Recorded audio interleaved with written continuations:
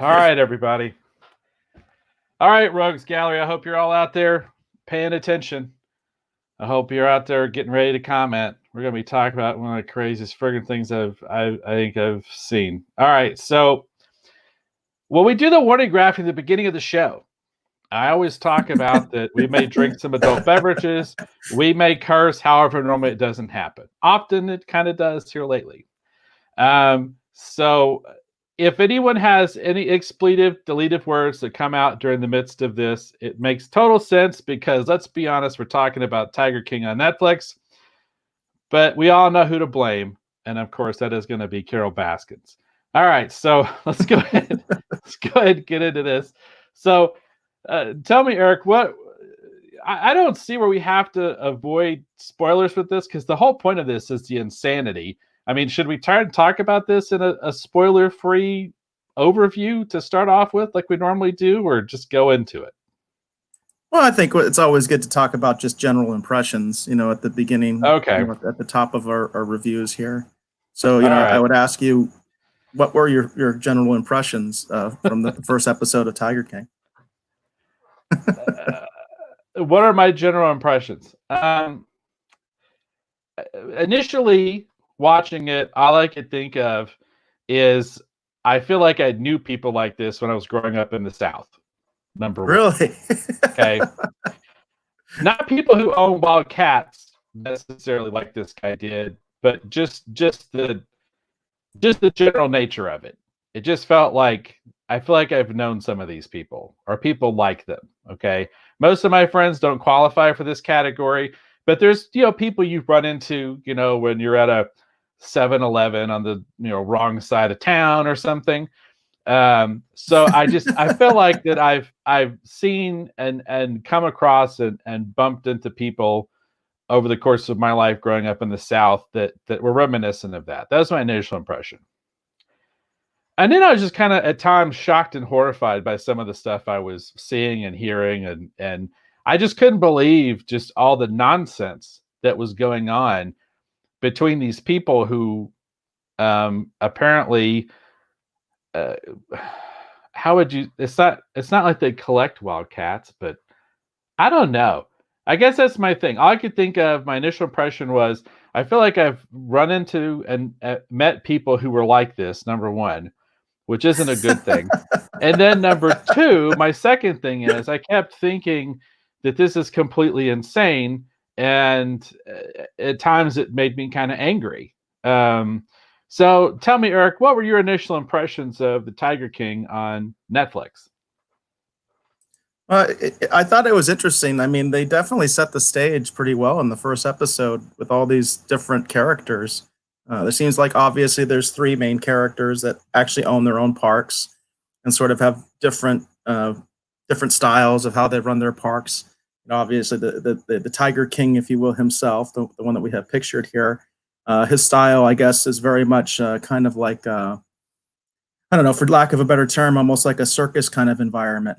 And then you have a lady that's more into like sort of the, I don't know, touchy feely kind of more of a Greenpeace kind of sanctuary kind of environment. And then you have another guy that's kind of just out there and he's doing his own thing and he kind of has his own way as well. And then you have all these other sort of side characters that apparently were involved with either of these three individuals, helping them with their little empires, if you will, their various parks, and they're kind of commenting and they're coming from different angles. Some of them are supporting one side or the other because obviously there's a huge rivalry between the lady that does sort of the more sanctuary type, and then the Tiger King here who's more of a showman, I would say, more of a, like I said, a circus wrangler type. So it's pretty interesting, like the cast of characters and everything like that. I'm like seeing the different perspectives and everything, and their different styles. I thought they actually set it up very well in the first episode that you have all these kind of weird characters, you know what I mean, coming from different angles on this whole feud that we can see is going to develop. Yeah, it definitely had its own unique cast of characters. It was, I don't know. I mean, I like to watch a lot of documentaries and different things on Netflix anyway. But I don't think I've seen anything that was this just crazy. And I could see where people got sucked into it, because by the time that you think you've kind of got a handle on what's going on here, the craziest thing in the world will happen, and you're just like, that can't be real, and then you go into the next episode and it's like, oh, that happened for real. There was a lot of fact checking going on the phone, to make sure. I was like, no, come on, no way that really happened. Oh yeah, it really happened. And this thing has something for everyone as well, I think. I'm still on the fence on whether or not I would recommend anyone watch it necessarily. I think most people probably have by now, but this thing was pretty nuts.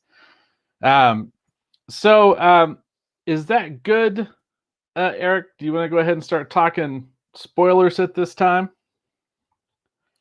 Sure, you can get into whatever you want. I'll put up a little spoiler warning for everybody. All right, and very cool. Feel free to talk about. Get that banner up. We always want to warn people when we start getting sort of our deep dive discussions, and I want to ruin the show for you. Okay, so now we're going to talk about the Tiger King. It says Honey Boo Boo time. Honey Boo Boo time. Come on down to the Piggly Wiggly. Oh man, yes. All right. So we're going to talk about the Tiger King in a totally spoilerific manner. So, wow, this thing has just some absolutely batshit crazy stuff that happened in it.